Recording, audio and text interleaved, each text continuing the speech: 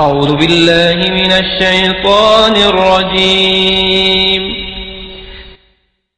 إن الله لا يغفر أن يشرك به ويغفر ما دون ذلك لمن يشاء ومن يشرك بالله فقد افترى إثما عظيما إن الحمد لله نحمده ونستعينه ونستغفره ونعوذ بالله من شرور أنفسنا وسيئات أعمالنا من يهده الله فلا مضل له ومن يضلل فلا هادي له وأشهد أن لا إله إلا الله وحده لا شريك له وأشهد أن محمدا عبده ورسوله يا أيها الذين آمنوا اتقوا الله حق تقاته ولا تموتن إلا وأنتم مسلمون يا أيها الناس اتقوا ربكم الذي خلقكم من نفس واحدة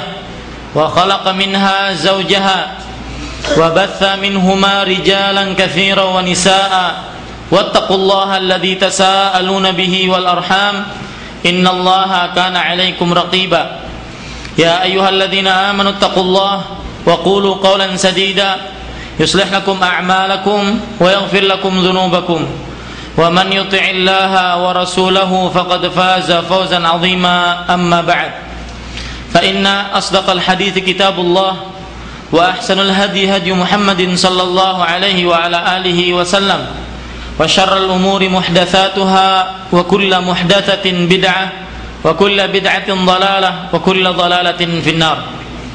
Para ikhwah dan akhwat, bapak-bapak, ibu-ibu, saudara-saudari yang dirahmati oleh Allah Subhanahu wa taala. Alhamdulillah, segala puji syukur hanya milik Allah Subhanahu wa taala. Karena dengan nikmatnya pula lah kita bisa kembali berkumpul di dalam sebuah majlis yang insyaallah di dalam majlis ini akan dibacakan ayat-ayat suci Al-Qur'an dan hadis-hadis Rasulullah sallallahu alaihi wasallam yang sahih. Dan kita berdoa kepada Allah Subhanahu wa taala semoga apa yang kita kerjakan sekarang menjadi termasuk daripada tambahan amal timbangan kita di hari kiamat kelak. Dan kita berdoa kepada Allah Subhanahu wa taala semoga kita termasuk daripada orang-orang yang mendengarkan perkataan yang baik dan kita bisa mengikutinya dengan baik pula. Salawat dan salam semoga selalu tercurahkan kepada Nabi kita Nabi Muhammad sallallahu alaihi wasallam, pada keluarga beliau dan orang-orang yang mengikuti beliau sampai hari kiamat kelak.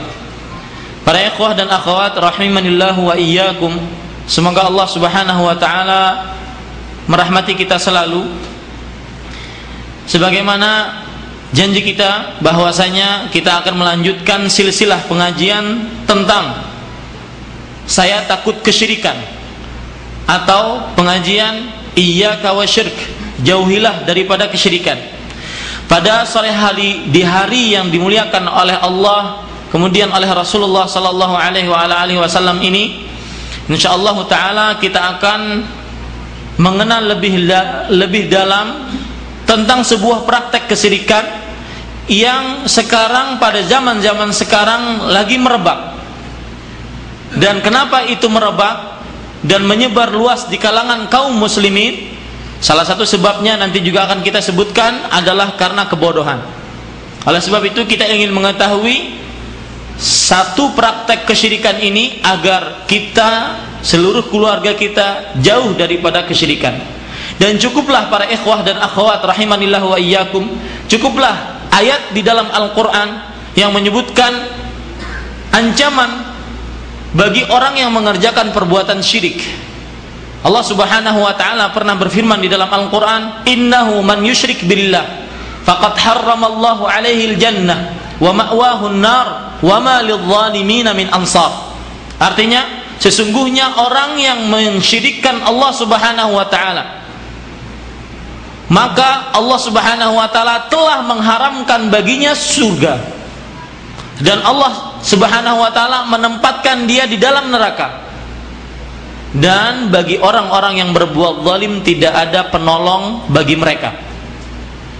Dan salah satu perbuatan atau praktek daripada kesyirikan, yang mana kesyirikan adalah dosa yang terbesar yang tidak akan dimaafkan oleh Allah Subhanahu wa taala kalau ada seorang manusia yang mati meninggal dalam kesyirikan. Salah satu praktek tersebut adalah perbuatan sihir.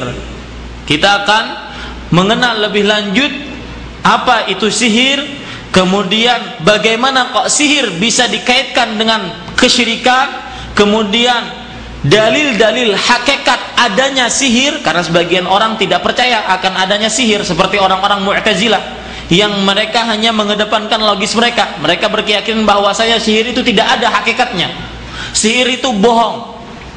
Kemudian kita juga akan membicarakan hukum-hukum tukang sihir, kemudian juga bagian-bagian sihir, dan juga alamat-alamat atau tanda-tanda yang dengannya kita bisa mengetahui si fulan ini sihir, tukang tenung, dukun, para tidak normal, atau tukang santet dan sebagainya. Kemudian kita juga akan membicarakan bagaimana cara menghilangkan sihir, ya, apakah boleh menghilangkan sihir dengan sihir lagi. Kemudian juga kita akan membicarakan hukum orang yang mendatangi dukun, tukang pelet, ya, kemudian tukang sihir, tukang tenung dan sebagainya, tukang ramal dan juga sebagainya.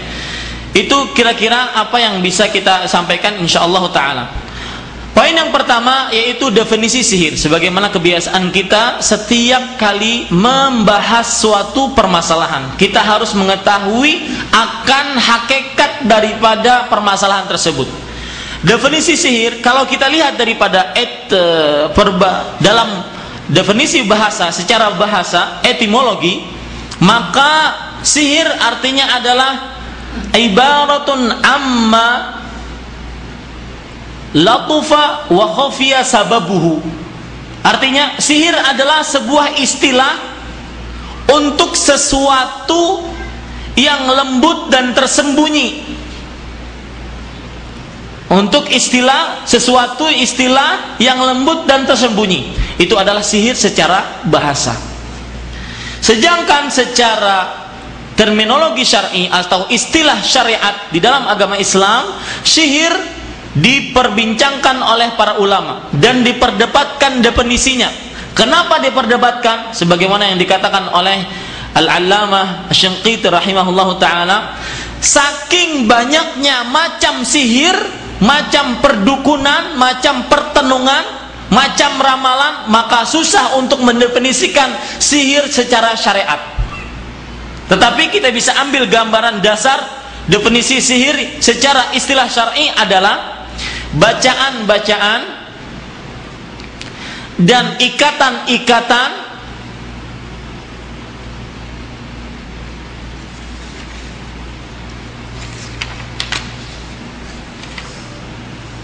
atau tulisan-tulisan yang ditulis oleh tukang sihir atau dukun.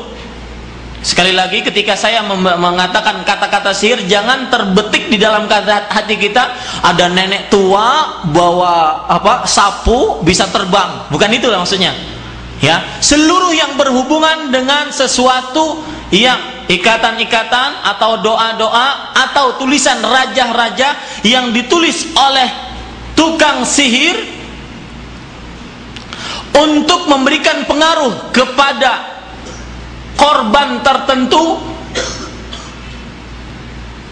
baik di badannya atau di hatinya atau di akalnya, tanpa secara langsung. Artinya tidak berhadapan secara langsung, tetapi dari jarak jauh. Dan sihir mempunyai hakikat.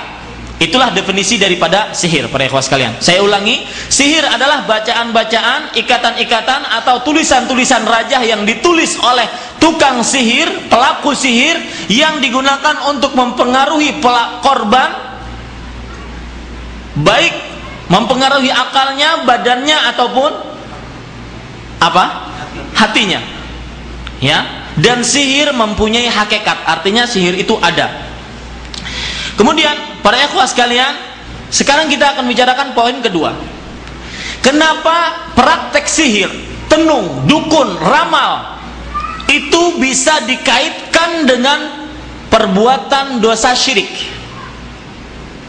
Ya, ada dua macam, ada dua sebab. Kenapa praktek sihir, dukun, tenung, ramal, pelet, perang maya itu semuanya dimasukkan ke dalam perbuatan syirik? Satu sebabnya, ya, ada dua sebabnya. Sebab yang pertama yaitu kebanyakan daripada tukang sihir, dukun, ramal, kebanyakan daripada dukun dan konco-konconya, biar nggak ada yang protes lah ya, ya, itu mereka mengaku mengetahui akan sesuatu yang terjadi besok harinya atau yang akan datang, sedangkan tidak ada mengetahui akan hal gaib kecuali siapa? Allah Subhanahu wa ta'ala. Coba perhatikan antum di dalam surat Al-An'am ayat 59, Allah Subhanahu wa ta'ala berfirman, wa indahu mafatihul ghaibi la ya'lamuha illahu. Artinya, dan di sisi Allah Subhanahu wa ta'ala kunci-kunci ilmu gaib tidak ada yang mengetahuinya kecuali Dia, yaitu siapa? Allah Subhanahu wa ta'ala. Ayat surat Al-An'am ayat 59. Di dalam surat An-Naml juga ayat 65, Allah Subhanahu wa ta'ala berfirman, qul la ya'lamu man fis samawati wal ardil ghaiba illallah. Katakan wahai Nabi Muhammad sallallahu alaihi wasallam, tidak ada yang mengetahui akan hal gaib di langit dan di bumi kecuali Allah Subhanahu wa ta'ala. Itu surat An-Naml ayat 65. Di dalam surat Al-Jin juga ayat 26, Allah Subhanahu wa ta'ala berfirman, alimul ghaib fala yudhiru ala ghaibihi ahada. Allah maha mengetahui akan hal gaib. Allah tidak akan memperlihatkan kegaiban tersebut, ilmu gaib tersebut kepada seorang pun. Surat Al-Jin ayat 26. Dari sini kita bisa katakan bahwasanya tukang ramal dan konco-konconya itu mereka adalah para tukang dusta, pembohong-pembohong besar. Kenapa? Karena mereka sudah mengaku mengetahui akan hal gaib. Ditanya, ini nama saya Fatimah, mohon maaf yang bernama Fatimah jangan marah ya, nama saya Fatimah, apakah saya cocok nikah dengan yang bernama Abdullah? Ya, kata si paranormal ini, para tidak normal ini, dia bilang bahwasanya saya akan berhubungan dengan jin saya dulu. Dalam beberapa detik jinnya memberitahu, lalu dengan gerakan-gerakan yang aneh-aneh sehingga orang percaya, tertarik. Maka dia katakan, iya, kamu cocok dengan ini, ada rasa cinta, ada rasa persatuan, ada ruhui rahayu, jangan nikah kecuali dengan dia. Bohong para ikhwan sekalian.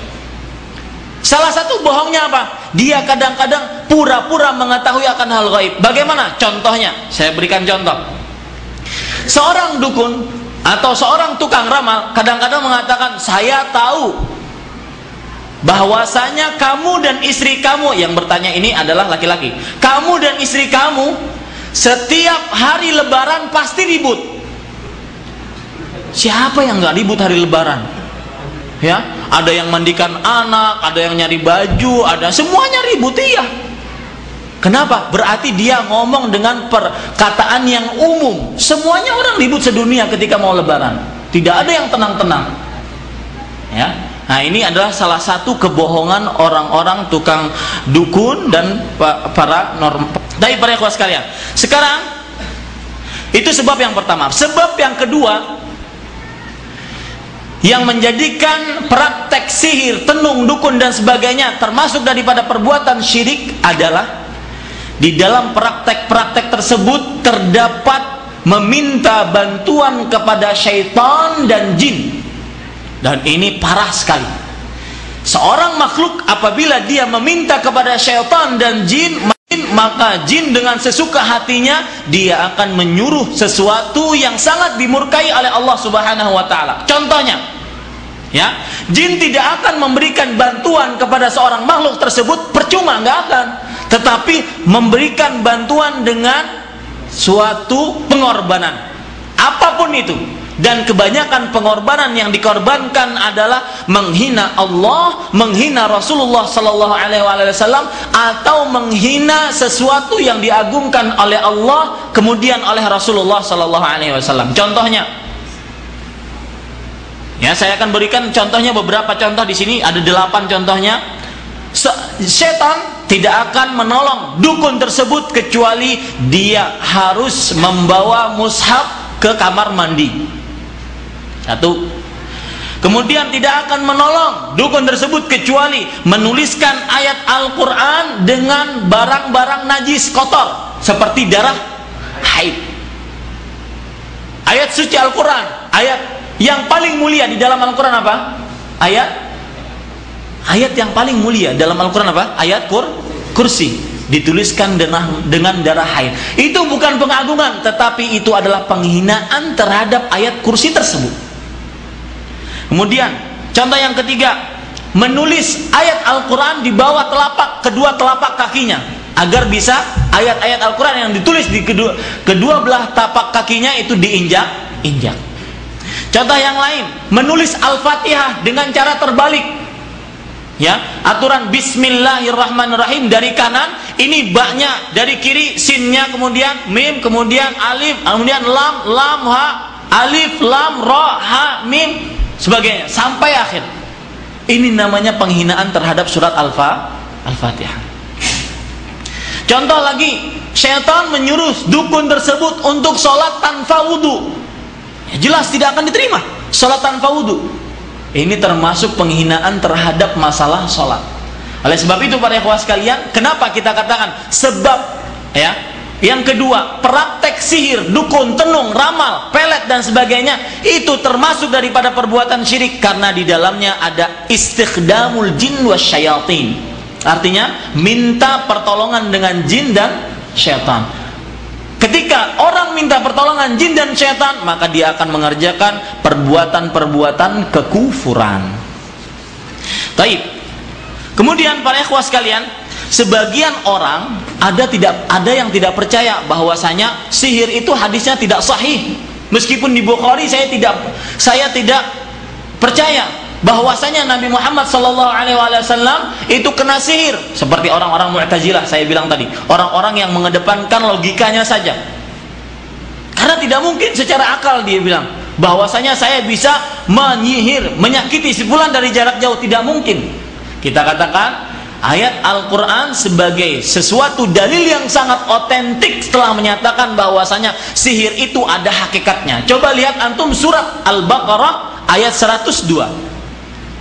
Ya, Allah Subhanahu wa taala berfirman panjang sekali, wattaba'u ma tatlu syayatin ala mulki Sulaiman wa ma kafara Sulaiman walakinna syayatina kafaru yu'allimuna an-nasa sihra wa ma unzila 'alal malakaini bi Babila Harut wa Marut, dan seterusnya sampai habis ayat 102 tersebut. Ya. Ini menandakan bahwasanya Allah Subhanahu wa taala sendiri telah menyatakan bahwasanya sihir itu ada hakikatnya. Ya. Taib. Ayat yang lain di dalam Al-Qur'an juga, surat Al-A'raf ayat 116. Allah Subhanahu wa taala berfirman, "Falamma alqau saharu a'yunan nas."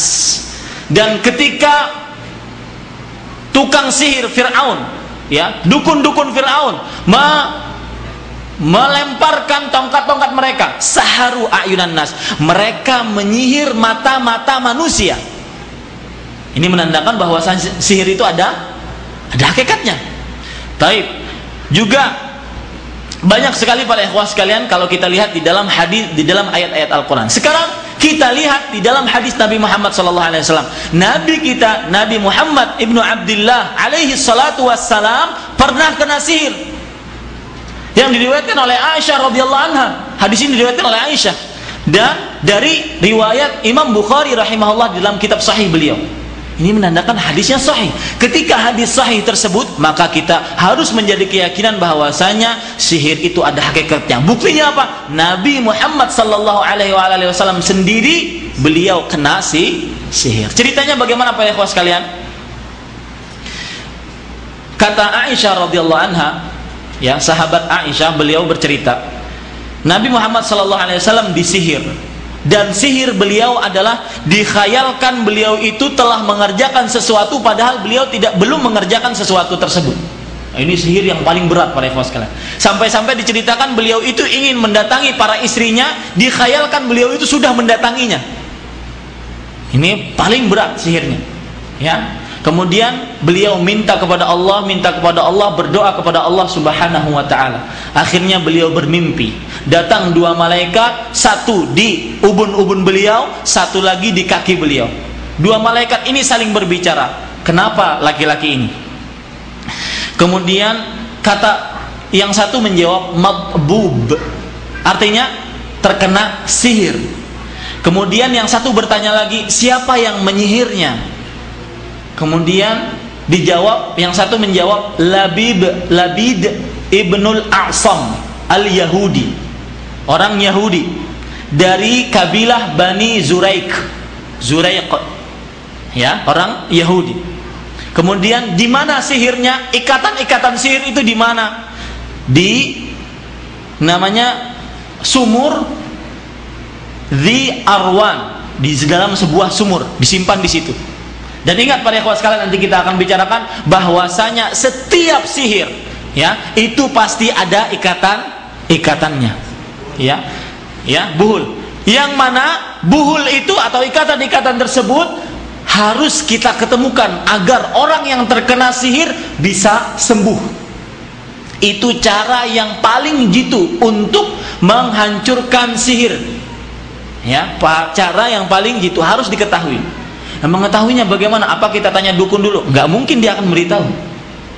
Caranya salah satunya nanti kita akan sebutkan juga dengan doa kepada Allah Subhanahu wa taala. Mungkin dia akan bisa bermimpi nantinya seperti yang didapatkan oleh Nabi Muhammad sallallahu alaihi wasallam, atau mungkin dia akan diberikan taufik oleh Allah untuk pergi ke suatu tempat, akhirnya secara tidak sengaja dia mendapatkan ikatan tersebut. Macam-macam caranya. Ya, baik.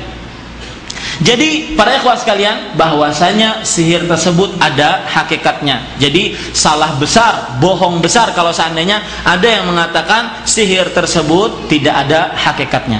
Sekarang para ikhwah sekalian, apa hukum apa hukum orang pelaku sihir? Ya, apa hukumnya? Tukang sihir, dukun, tukang santet, tukang pelet, tukang ramal, apa hukumnya? Taib. Para imam yang empat, Imam Abu Hanifah, Imam Malik, Imam Syafi'i, Imam Ahmad ibn Hanbal sepakat bahwasanya hukum sihir yuktal, dibunuh, dipenggal kepalanya. Ya, paham para ikhwah sekalian? Meskipun tidak ada hadis yang sahih akan ini. Ada hadis diriwayatkan oleh Imam Tirmidzi, tetapi hadisnya dia mauquf, sampai hanya kepada siapa? Kepada seorang sahabat, yaitu Jundub ibn Junadah.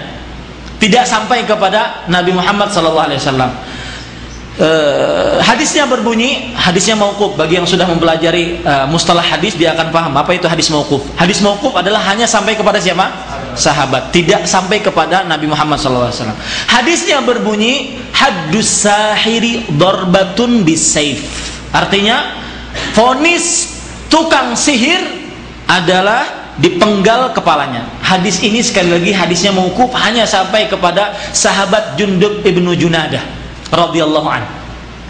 Tetapi bisa dikuatkan para ikhwah sekalian dengan pekerjaan beberapa sahabat dengan sanad yang sahih, seperti Umar bin Khattab radhiyallahu anhu pernah mengutus, ya, utusan dengan membawa surat kepada gubernur-gubernurnya untuk membunuh setiap tukang sihir. Hafsah radhiyallahu anha juga pernah membunuh tukang sihir. Utsman bin Affan, ya, yang waktu itu pemimpin, juga pernah menyetujui akan dibunuhnya tukang sihir. Ini menandakan para sahabat Nabi Muhammad sallallahu alaihi wasallam, mereka kebanyakan mengamalkan bahwasanya tukang sihir itu dipenggal. Sekarang pertanyaannya, kalau ada tukang sihir yang bertaubat, apakah diterima taubatnya? Nah, ini diperdebatkan oleh para ulama. Pendapat yang rajih wallahu alam, taubatnya diterima, tetapi tetap dia harus dibunuh. Kenapa para ikhwah sekalian? Karena untuk menjaga masyarakat muslim agar tidak terdapat lagi perbuatan-perbuatan sihir, sebagaimana firman Allah Subhanahu wa taala, walakum fil qisasi hayatun ya ulil albab la'allakum tattaqun, surat Al-Baqarah ayat 179.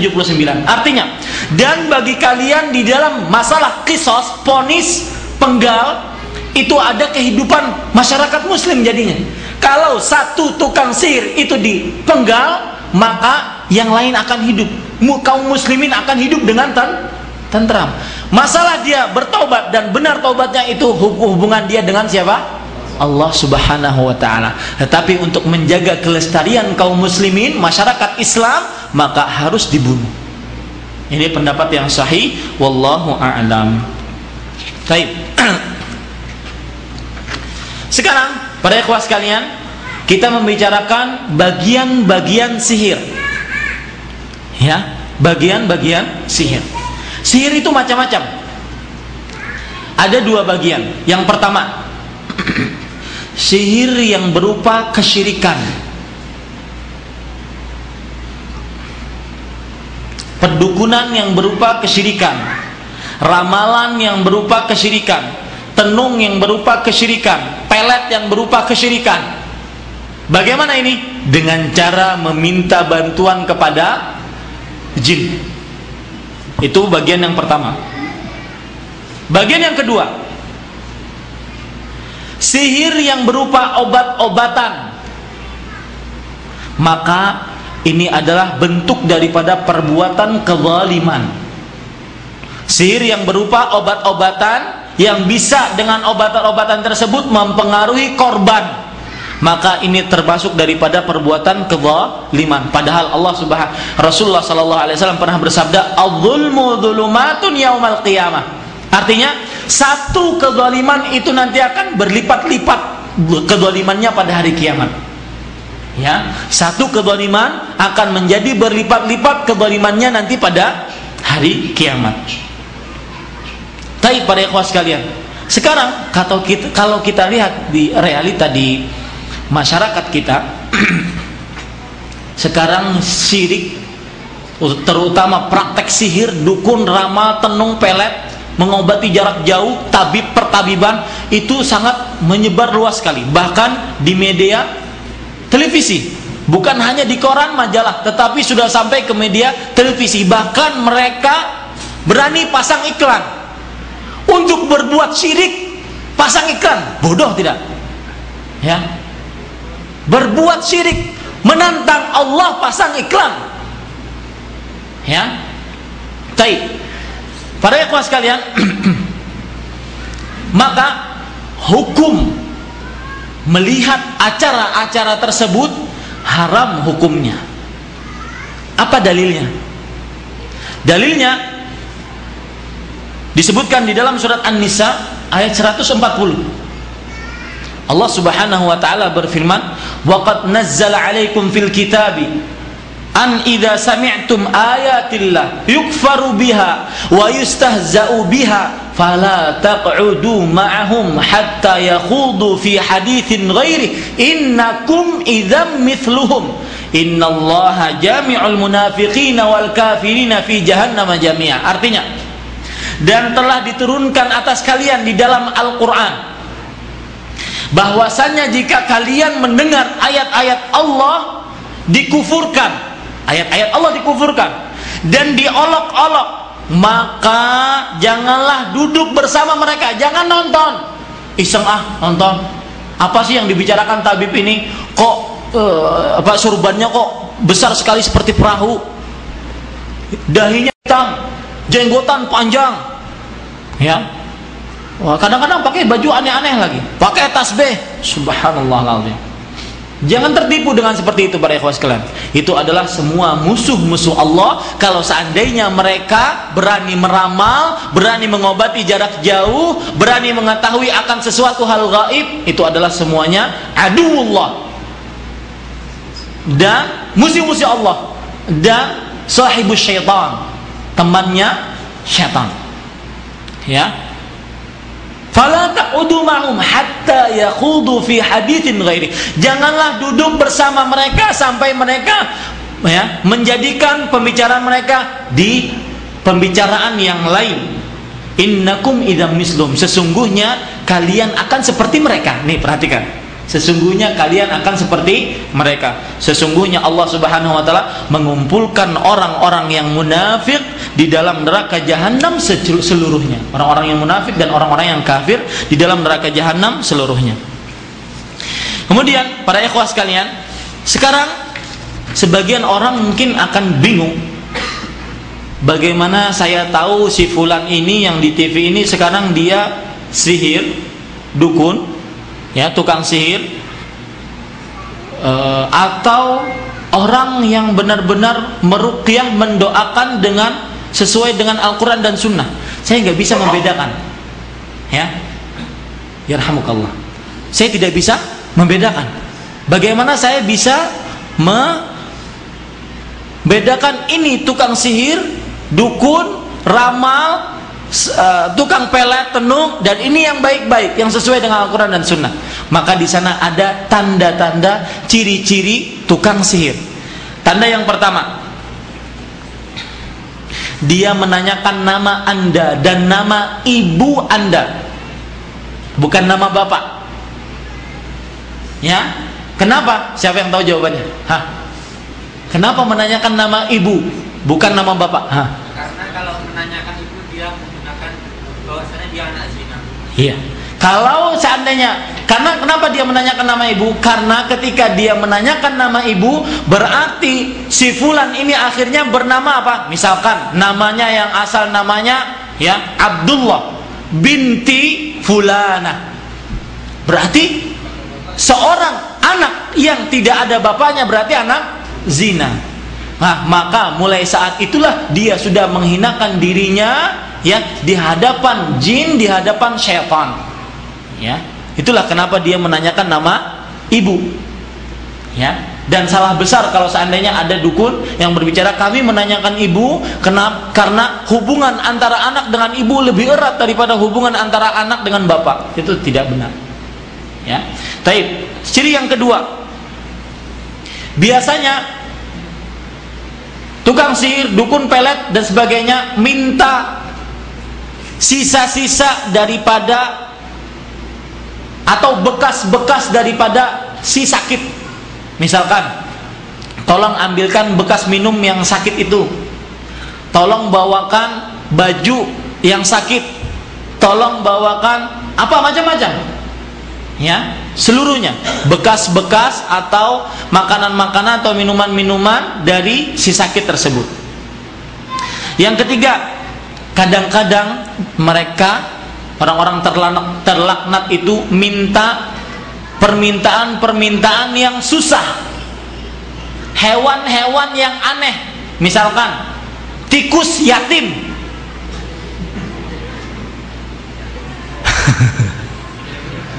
Tikus yatim, subhanallah, susah nyarinya tikus yatim tuh, ya. Itu susah. Jadi sebenarnya mereka bukan minta untuk itu, tetapi di belakangnya duit. Bagaimana caranya? Kalau Anda tidak bisa menghadirkan kepada saya tikus yatim, maka saya bisa menghadirkan dengan perantaraan jin saya, tapi tidak gratis.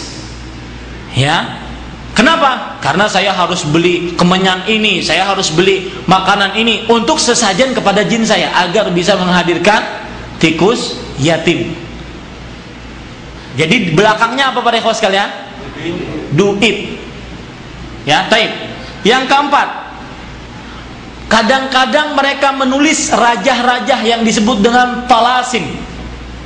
Ya, menulis rajah-rajah, angka-angka tertentu, kemudian misalkan ini, ya, misalkan ini kertas putih, di sekelilingnya itu bacaan atau ayat-ayat Al-Quran, kemudian di sininya penuh dengan pedang atau angka-angka tertentu. Itu semua adalah perbuatan sihir dan minta kepada sihir. Dan perlu diketahui para ikhwah sekalian, setiap huruf itu ada angkanya, dan setiap angka ada gambarnya, dan setiap gambar ada makna-makna tertentu. Dan kebanyakan mereka menulis itu adalah untuk menghinakan Al-Quran dan menghinakan Allah, kemudian Rasulullah Sallallahu Alaihi Wasallam. Kemudian termasuk alamat-alamatnya juga, kadang-kadang si dukun ini menyuruh si sakit untuk tidak bergaul dengan manusia. Uzlah, istilah katanya uzlah, ngurung diri di kamar, ya, ngurung diri di kamar. Otomatis dia akan menggagalkan sholat Jumat, ya, akan menggagalkan sholat berjamaah kalau seandainya dia laki-laki dan sebagainya. Kemudian tanda yang lain juga, kadang-kadang si dukun ini atau tukang tenun, pelet dan segala macamnya ini menyuruh untuk menimbun sesuatu di dalam tanah, mengubur sesuatu di dalam tanah, sesuatu tertentu di dalam tanah.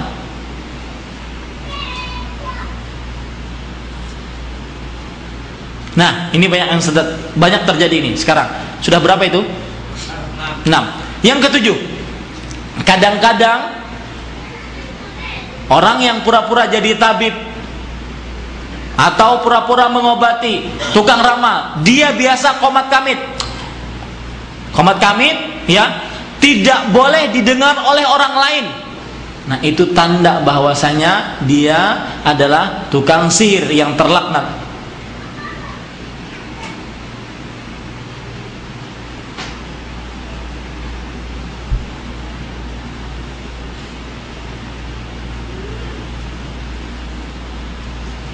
Banyak sekali sebenarnya contoh-contoh yang lain, tetapi itu sudah cukup saya rasa. Ya. Kemudian para ikhwah sekalian, sekarang kita akan membicarakan membuka sihir dengan sihir. Ya, membuka sihir. Apa hukumnya? Menghilangkan orang yang kena sihir, kemudian kita panggil dukun tertentu untuk memasukkan untuk mengobati orang yang kena sihir ini. Otomatis dukun tersebut juga harus menggunakan sihir. Para ikhwah sekalian, sebelum kita membicarakan ini, ketahuilah kaum muslimin dimanapun anda berada, ketahuilah bahwasanya mendatangi dukun, tukang ramal, para tidak normal, tukang pelet, tukang tenung, tabib yang mengobati jarak jauh, itu termasuk yang diharamkan, bahkan sangat berbahaya. Coba lihat hadis Nabi Muhammad sallallahu alaihi wasallam di dalam Sahih Muslim. Rasulullah sallallahu alaihi wasallam bersabda, "Man ata arrafan, ya, falam tuqbal lahu fasa'alahu an syai', lam tuqbal lahu salatun arba'ina yauman." Artinya, barang siapa yang mendatangi arraf, tukang ramal dan konco-konconya, kemudian dia menanyakan sesuatu, maka tidak akan diterima darinya salat 40 hari. Hadis riwayat Imam Muslim dengan sanad yang sahih. Harus takut kita. Di dalam hadis yang lain yang diriwayatkan oleh Imam Ahmad, Imam Abu Daud dan Imam At-Tabarani, Rasulullah SAW pernah bersabda, "Man ataka hinan au arrafan fasaddaqahu bima yaqul faqad kafara bima unzila ala Muhammad sallallahu alaihi wasallam."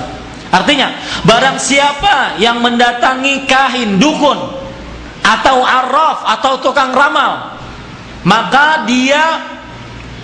kemudian dia percaya apa yang dikatakan dukun tadi, maka dia telah kufur terhadap apa yang diturunkan kepada Nabi Muhammad sallallahu alaihi wasallam. Hadisnya diriwayatkan oleh Imam Ahmad dengan sanad yang sahih. Jadi kaum muslimin, takutlah. Jangan sekali-kali kalau ada apa-apa di rumah kita, kita pergi ke tabib-tabib yang dikatakan tabib, mengobati secara jarak jauh, atau tukang ramal, atau tenung, dukun, dan segala macamnya. Ya. Kemudian para ikhwah sekalian, kembali ke permasalahan kita tadi, apa hukumnya mengobati sihir dengan sihir kembali? Imam Ibnul Qayyim rahimahullahu taala, beliau menjelaskan bahwasanya mengobati sihir itu ada dua macam. Mengobati sihir ada dua macam. Yang pertama, mengobati dengan sihir juga. Sihir mengobati dengan sihir. Maka inilah yang disebut dengan nushrah. Yang disebut oleh Nabi Muhammad SAW min amali syaitan. Sebagaimana dalam sebuah hadis yang diriwayatkan oleh Imam Abu Daud. An-nushratu min amali syaitan. Artinya, nushrah, mengobati sihir dengan sihir, itu adalah termasuk dari perbuatan syaitan. Hadis riwayat Imam Abu Daud dengan sanad yang sahih. Itu cara yang pertama, dan itu muharram. Cara yang kedua, mengobati sihir dengan cara membaca doa-doa, ruqyah-ruqyah yang sesuai dengan Al-Quran dan hadis-hadis Rasulullah SAW, maka ini diperbolehkan. Ya kan? Maka ini diperbolehkan. Kemudian para ikhwah sekalian, sekarang materi saya sudah habis tentang sihir. Kita ingin mengamalkan hadis Rasulullah SAW yang berbunyi ad-dinun nasihah. Artinya apa? Agama itu adalah nasihat. Maka kami ingin memberikan kepada nasihat bagi kaum muslimin, ya. Ketahuilah wahai kaum muslimin, baik itu para pemimpin, baik itu rakyat biasa, baik itu para pengusaha, baik itu para pedagang, seluruh kaum muslimin, ketahuilah bahwasanya kesyirikan yang berbentuk sihir dan konco-konconya praktek-praktek sihir dan teman-temannya itu sekarang sudah menyebar luas di kalangan kaum muslimin sendiri. Dan ini disebabkan dengan dua sebab. Kenapa sihir menyebar luas? Karena kebodohan. Kebodohan nanti kita akan bagi lagi menjadi dua. Yang kedua, karena hukum-hukum Allah tidak ditegakkan di kaum muslimin. Dua sebab itu, kebodohan dan hukum-hukum Allah tidak ditegakkan di kalangan kaum muslimin. Kebodohan kita bagi dua. Kebodohan akan kekuasaan Allah, kebodohan akan beribadah hanya untuk Allah. Coba lihat, kalau seandainya orang benar-benar mengetahui akan kekuasaan Allah, maka dia tidak akan lari ke sana kemari, tetapi dia hanya meminta kepada Sang Khaliq, Sang Razzaq, Sang Qadir. Allah Subhanahu wa taala berfirman di dalam surat Al-An'am ayat 17, "Wa in yamsaskallahu bidurrin fala kashifa lahu illa hu wa yuridka wa yamsaska bi khairin fahuwa ala kulli syai'in qadir." Artinya, jika Allah Subhanahu wa taala memberikan kepada kamu sebuah bahaya, maka tidak ada yang bisa mengangkat bahaya tersebut kecuali Dia, yaitu siapa? Allah Subhanahu wa taala. Dan barang siapa yang diinginkan oleh Allah Subhanahu wa taala mendapatkan kebaikan, maka Allah Subhanahu wa taala Maha Kuasa atas segala sesuatu. Ayatnya jelas, terang, bisa dipahami. Siapapun bisa memahami ayat ini, bahwasanya hanya Allah lah yang Maha Kuasa atas segala sesuatu. Kenapa minta kepada yang lain? Kenapa minta kepada seorang makhluk yang lemah, maha lemah, yang dia tidak bisa menahan mara bahaya dari diri dia sendiri? Kenapa kita meninggalkan Allah Subhanahu wa taala? Itu kebodohan terhadap kekuasaan Allah. Kemudian kebodohan yang kedua, yaitu kebodohan terhadap bahaya-bahaya atau ancaman-ancaman daripada perbuatan sihir yang disebutkan di dalam Al-Quran dan sunnah-sunnah Rasulullah SAW. Kebanyakan manusia mengatakan bahwasanya saya pergi ke tabib ini banyak yang sembuh, ya, padahal dia mengobatinya juga dengan cara-cara seperti itu. Maka kita katakan Anda harus belajar Al-Quran tentang sihir-sihir dan juga tentang ancaman-ancaman sihir dan juga hadis-hadis Rasulullah SAW yang jelas-jelas mengancam praktek-praktek sihir. Ini kebodohan yang kedua. Ya, paham para ikhwas sekalian? Sebab yang kedua tadi, kenapa sihir menyebar luas? Karena hukum-hukum Islam tidak ditegakkan di negara kita. Ya, mana ada orang tukang sihir dipenggal, bahkan bisa, saya katakan tadi, bisa nempatin pamflet papan nama, ya, bisa tabib sipulan, bisa memberitahukan cincin yang hilang 20 tahun yang lalu. Alhamdulillah, dia aja lahir belum 20 tahun yang lalu, ya, itu papan nama. Bagaimana lagi kalau seandainya kita lihat di daerah-daerah kita, ya, ajimat-ajimat, raja-raja, barang-barang keramat dijual bebas. Dijual bebas. Bagaimana kita tidak akan mendapatkan murka Allah, azab di sana kemari, ya, lumpur keluar lagi, betul tidak? Ya. Dan yang dulu saja belum sembuh, ya, kemudian gempa, kemudian kekeringan, kemudian sembako naik, kemudian minyak naik dan segala macamnya. Padahal kita adalah negara yang paling kaya. Ya, padahal kita adalah negara yang paling kaya. Yang mana kata orang, kalau seandainya kayu saja ditanam di tanah Indonesia, itu akan tumbuh pohon. Ya, saking kayanya. Alhamdulillah. Nah, sekarang kalau kita melihat seperti itu para ikhwah sekalian, apa kewajiban kita?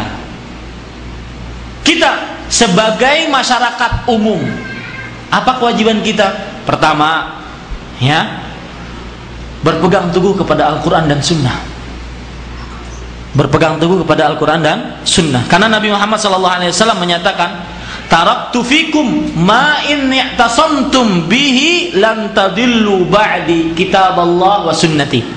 Artinya, aku tinggalkan di dalam kalian, jika kalian berpegang teguh dengannya, dengan sesuatu yang aku tinggalkan tersebut, kalian tidak akan sesat. Tidak akan sesat.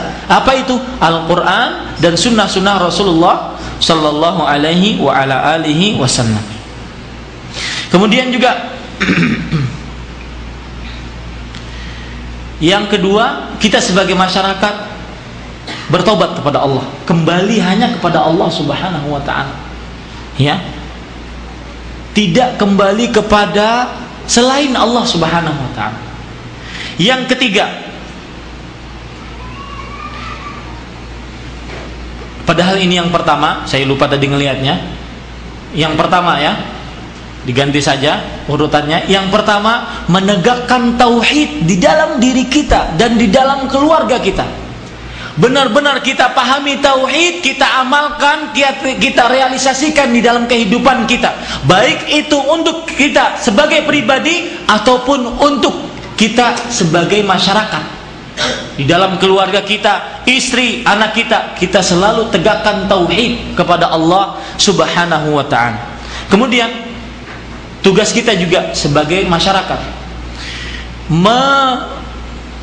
memburukkan prestise para dukun, tukang ramal, santet, dan konco-konconya. Kita harus burukan di hadapan masyarakat bahwasanya ini adalah penghancur masyarakat Islam.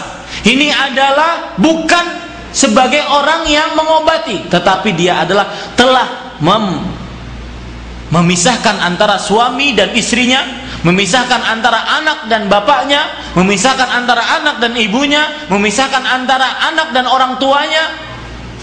Ya, Kita harus seperti itu. Sebagaimana yang dikerjakan oleh Nabi Muhammad SAW kepada seorang yang bernama Ibnu Sayyad. Di zaman Nabi ada seorang yang bernama Ibnu Sayyad. Hadis ini diriwayatkan oleh Imam Bukhari. Boleh kita bertanya kepada dukun tersebut untuk menghinakan dia, untuk membeberkan kebohongan dia, sebagaimana yang dikerjakan oleh Nabi Muhammad SAW. Contoh, Nabi Muhammad SAW pernah berkata kepada Ibnu Sayyad yang dikatakan tukang ramal di zaman Nabi Muhammad SAW. Kata Nabi Muhammad SAW, "Madza inni khaba'tu laka khaba'an." Artinya, wahai Ibnu Sayyad, sesungguhnya aku telah menyembunyikan bagi engkau suatu sembunyian, sesuatu. Apa itu? Kata Nabi Muhammad sallallahu alaihi wasallam. Dijawab oleh Ibnu Sayyad dan jawabannya salah fatal. Kata Ibnu Sayyad, yang kamu sembunyikan wahai Nabi Muhammad sallallahu alaihi wasallam adalah duh. Duh artinya asap. Kata Nabi Muhammad sallallahu alaihi wasallam, "Ikhsa aduwallah falan ta'du qadrak." Artinya, buruk kamu musuh Allah, maka martabat kamu, kedudukan kamu, artinya jawaban kamu itu salah. Hal ini diperbolehkan. Jadi kita katakan mendatangi dukun itu ada 3 macam. Yang pertama yaitu apa? Bertanya, dan itu tidak akan diterima 40 hari sholatnya. Yang kedua, mempercayai kufur terhadap Allah Subhanahu wa taala. Yang ketiga, untuk membeberkan kebohongannya, maka itu diperbolehkan sebagaimana yang dikerjakan oleh siapa? Rasulullah sallallahu alaihi wa ala alihi wasallam. Kemudian kewajiban masyarakat. Sekarang kita berikan nasihat kewajiban kepada para pemimpin kita. Semoga Allah Subhanahu wa taala memberikan kekuatan kepada mereka dan mereka menjadi pemimpin-pemimpin yang saleh bagi rakyatnya. Kita katakan kepada mereka bahwasanya kepemimpinan adalah amanat Allah Subhanahu wa taala. Dan kalau seandainya kita mengetahui di sana ada kemungkaran, maka wajib bagi seorang pemimpin untuk menghilangkan kemungkaran tersebut. Apalagi kalau seandainya kemungkaran tersebut termasuk daripada sesuatu yang perbuatan syirik yang sangat diharamkan oleh Allah Subhanahu wa taala. Di antaranya yaitu perbuatan sihir.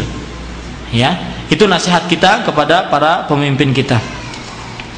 Kemudian para ikhwah sekalian, di sini saya telah menerjemahkan bagaimana menanggulangi sihir baik secara preventif, artinya sebelum datang sihir tersebut, atau ketika terjadi atau orang terkena sihir. Ya. Dan insya Allah nanti Bapak Doni biar memfotokopi dan bisa teman-teman nanti berhubungan dengan petugasnya, ya. Dan kalau seandainya kita sebutkan, kita jelaskan bagaimana cara mengobati sihir, kita jelaskan secara umum, ya. Sebelum datang sihir, maka semestinya orang menjaga diri daripada terkena sihir. Bagaimana? 1. Menjauhi segala larangan, mengerjakan segala ketaatan. Kemudian yang kedua, memperbanyak baca Al-Quran. Dan kalau bisa Al-Quran tersebut dijadikan wirid, artinya dijadikan sebagai zikir setiap hari dengan bacaan-bacaan tertentu. Artinya misalkan sebagaimana yang dikerjakan oleh Utsman bin Affan radhiyallahu anhu, beliau setiap 1 minggu khatam Al-Quran. Itu berarti menandakan bahwasanya beliau punya bacaan tertentu setiap hari. Kadar tertentu kita baca Quran setiap hari, entah itu 2 lembar, entah itu 3 lembar, dan menjadikan setiap hari menjadikan sebagai kadar tertentu untuk membaca Al-Quran kita. Kemudian membaca doa-doa yang berbentuk perlindungan, seperti misalkan ayat kursi, seperti misalkan 2 ayat terakhir dari surat Al-Baqarah, seperti misalkan Qul huwallahu ahad, seperti misalkan Qul a'udzu birabbil falaq, seperti misalkan Qul a'udzu birabbin binnas, ya. Kalau kita lihat dari doa-doa yang disebutkan oleh Nabi Muhammad SAW dalam hadis yang sahih, seperti misalkan Bismillahilladzi la yadurru ma'asmihi syai'un fil ardi wala fis sama wa huwas samiul alim. Juga seperti misalkan a'udzu bikalimatillahi tammat min syarri ma khalaq. Dan banyak sekali bacaan-bacaan yang berbentuk perlindungan kepada Allah Subhanahu wa taala. Juga jangan lupa doa masuk rumah, keluar rumah, doa masuk masjid, keluar masjid, doa masuk WC, keluar daripada WC. Ya. Kenapa? Karena itu adalah termasuk daripada perlindungan-perlindungan yang dengannya kita minta perlindungan kepada Allah Subhanahu wa taala. Itu kalau seandainya belum kita terkena sihir, dan naudzubillah kita kena sihir. Sekarang kalau seandainya contoh juga sebelum kena sihir ada pengobatan bukan berupa doa tetapi makan sesuatu. Apa itu? Makan kurma. Di dalam hadis kurma ajwa, para ulama berbeda pendapat. Apakah kurma ajwa ini khusus kurma yang ada di Madinah dengan bentuk tertentu dan warna tertentu itu, atau seluruh kurma Madinah, atau seluruh kurma yang ada di bumi? Tetapi yang paling hati-hati adalah kurma ajwa yang disebutkan oleh Nabi Muhammad SAW dengan apa? Dengan bentuk tertentu. Tetapi tidak menutup kemungkinan seluruh kurma Madinah pun termasuk daripada mendapatkan khasiat yang disebutkan oleh Nabi Muhammad SAW. Beliau bersabda sebagaimana sebuah hadis yang diriwayatkan oleh Bukhari dan Muslim, "Man tasabbaha sab'a tamaratin ajwa lam yadurruhu dzalikal yaum summun wala sihr." Artinya, barang siapa yang makan waktu pagi hari sebelum makan sesuatu 7 butir kurma ajwa, maka ya tidak akan membahayakannya racun apapun dan juga sihir apapun. Hadisnya diriwayatkan oleh Imam Bukhari dan Muslim. Kemudian bagaimana kita mengobati sihir kalau sudah terjadi? Pertama, yang paling jitu caranya adalah mendapatkan buhul, ikatan-ikatan tadi, ya, kemudian kita bacakan dan kita lepas ikatan-ikatan tersebut dengan bacaan-bacaan kul huwallahu ahad, kul a'udzu birabbil falaq, kul a'udzu birabbil. Itu adalah cara yang paling jitu kalau kita tahu tempatnya. Paham ya para ikhwan sekalian? Taib. Kalau seandainya kita tidak tahu tempatnya, maka caranya yaitu dengan mengeluarkan jin atau sihir yang ada dalam tubuhnya dengan membaca ruqyah-ruqyah, doa-doa, ayat-ayat, bacaan-bacaan yang tertentu yang telah ditentukan oleh Allah kemudian oleh Rasulullah sallallahu alaihi wa ala alihi wasallam. Contoh misalkan ruqyah yang telah ditentukan oleh Rasulullah sallallahu alaihi wasallam, ayat kursi, ya. Kemudian juga di dalam surat Al-A'raf ayat 117 sampai 122. Kemudian juga di dalam surat Yunus ayat 79 sampai 82. Kemudian juga di dalam surat Toha ayat 65 sampai 70. Kemudian juga di dalam surat Al-Kafirun ayat 1 sampai 6. Kemudian juga surat Al-Ikhlas, surat Al-Falaq, surat An-Nas, dan yang terakhir dan lain-lainnya. Itu termasuk daripada ruqyah-ruqyah yang diajarkan oleh Rasulullah sallallahu alaihi wa ala alihi wasallam. Kemudian para ikhwah sekalian, bisa juga ya kita membaca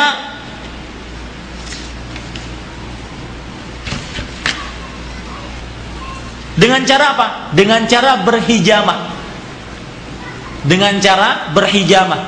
Misalkan hijamah di sini, ya, di sini. Berhijamah adalah mengeluarkan darah, ya, dari tubuh kita, bekam, berbekam namanya.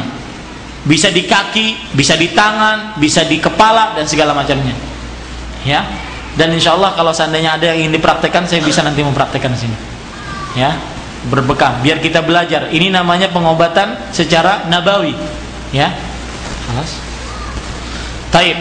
Kemudian yang kedua, yang terakhir yaitu dengan obat-obat dari yang ditunjukkan oleh Nabi Muhammad SAW. Contoh madu, jintan hitam yang disebut dengan habbah sauda, kemudian air zam-zam, kemudian air hujan, ya, kemudian juga minyak zaitun, Kemudian juga mandi berbersih-bersih pakai minyak wangi, itu termasuk daripada apa?